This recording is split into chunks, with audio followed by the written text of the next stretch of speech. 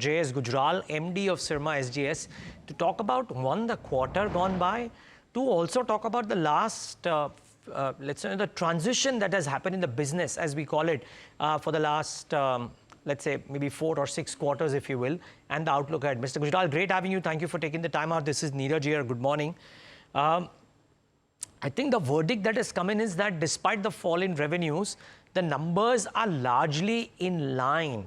Would you believe the quarter has turned out the way you had anticipated? And what's the outlook like for the rest of the year? Thank you, Neeraj. I think the quarter has panned out as we had anticipated.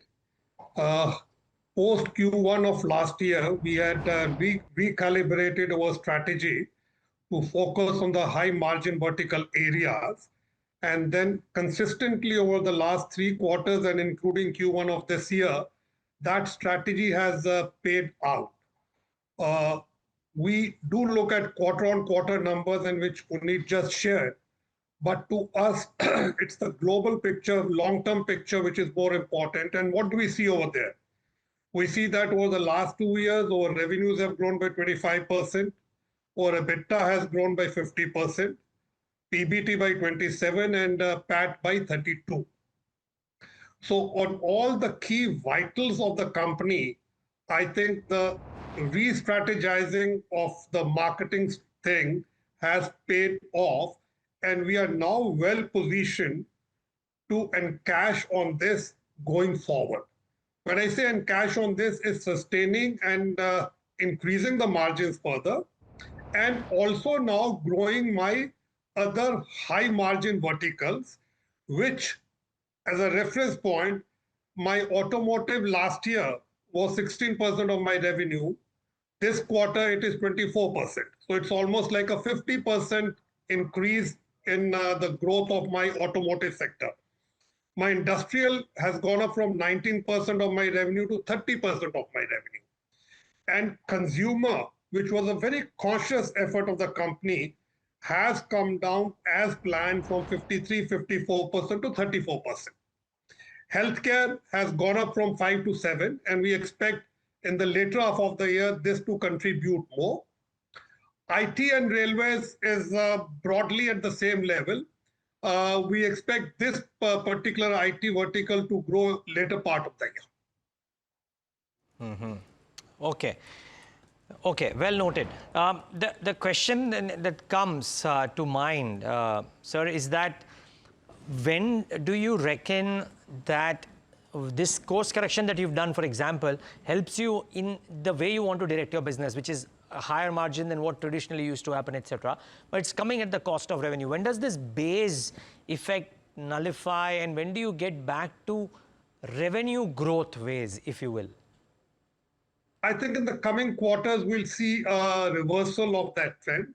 We have some large contracts in pipeline.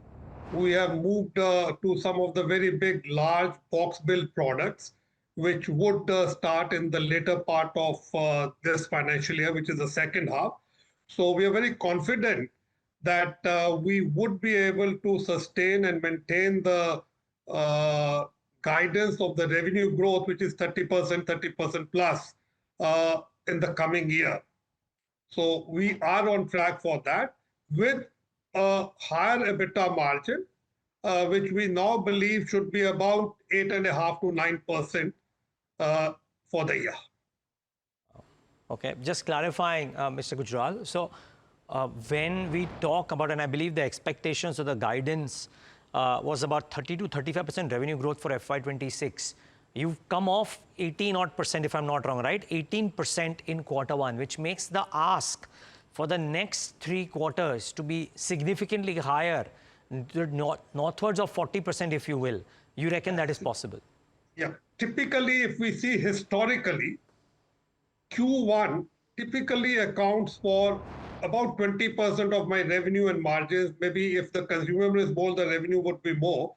We are confident that we would be able to deliver what we have guided, which is a 30% plus revenue growth in the coming quarters. Overall, that is for 25-26. So obviously, if it is going to be 30%, my growth in the coming quarters will be a tag higher maybe 35-40% as we go along over the next 3 quarters. But for a year on a whole, we would be able to give 30% plus revenue. Mr. Gujral, very good morning. Tamanna here, and thank you so much for your time with us. We really appreciate it. I want to talk a bit about the new joint ventures that you have announced, of course, with Shinhyup as well as Dynabook. Can you just tell us about some of those strategic partnerships and how you expect them to now add value to the balance sheet over the next few quarters? Okay. Thank you, Tamanna. So I'll take up the two ventures which you have just referred to.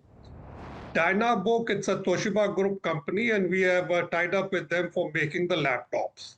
So this is the second tie-up which we have made after MSI, which was done somewhere early part of this year, January of this year. This is aimed at the IT PLI which we have got.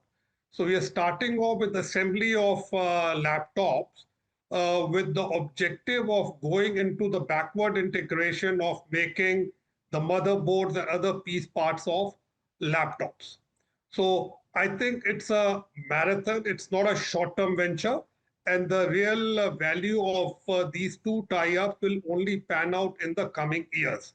This year also and in the coming years. We are very confident of that. As far as the PCB joint venture is concerned, I think the Indian market today is ripe for PCB manufacturing. India manufactures only about 10% of its total requirement of PCBs.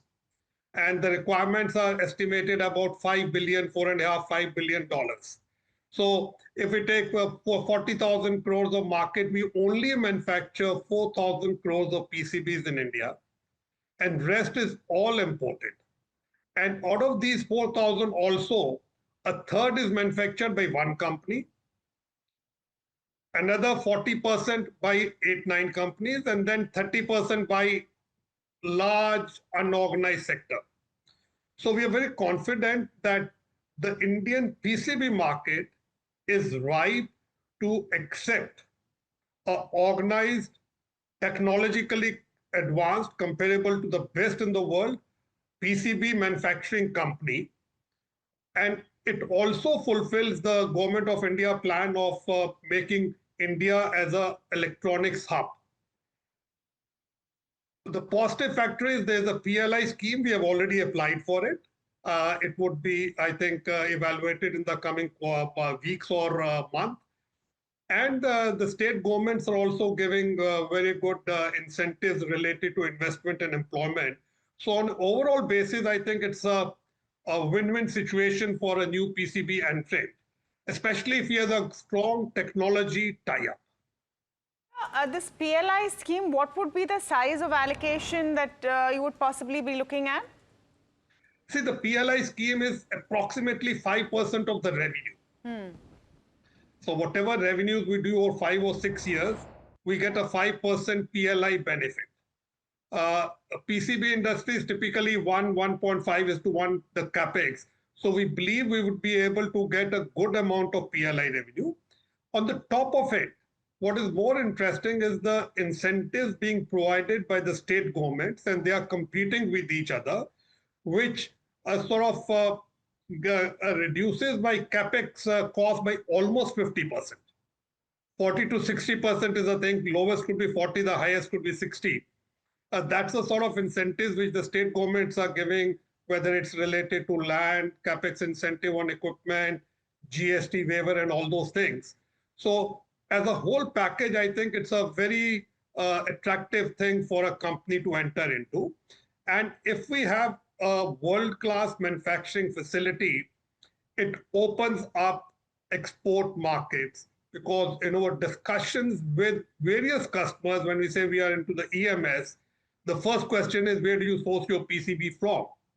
And can you source it from other than the dominant country? China. So China. no, I'm saying dominant country. Okay. So let's put it at that. I think the market is available. Yes. If you are able to deliver a qualitative product. What is the timeline for this to actually come on?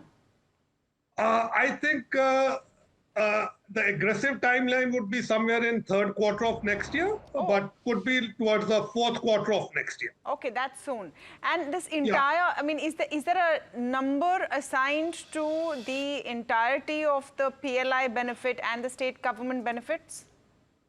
See, the state government benefit I've just said is about 40 to 60% of the capex. Okay. So if I do a capex of, I'm just taking 90 million, so theoretically I can get something like 36 to 54 million as incentives from the state governments.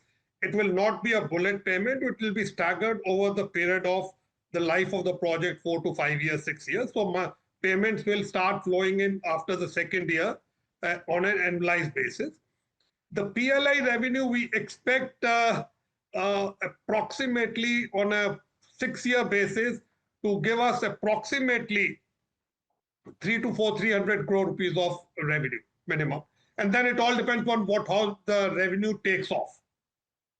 Are there JVs with Chinese companies that you need to look at this point?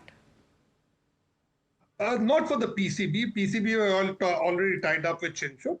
But for other backward integration of electronics, however what we may like, we cannot wish away China. So I think it would be the right strategy for Indian companies to have a technological tie-up with Chinese companies and then endeavor that the technology tie-up just not get restricted only to transfer of technology for manufacturing. This has to be topped up by a very intense R&D effort in the company, by the companies in India. Just as the Chinese companies did it in the 90s and 2000s, early 2000s, that they grabbed the technology from the Western world and built upon it. So I think that building up on the technology provided by the Chinese companies would be very, very critical for long-term sustenance and growth of the company and making India as a hub for electronics manufacturing.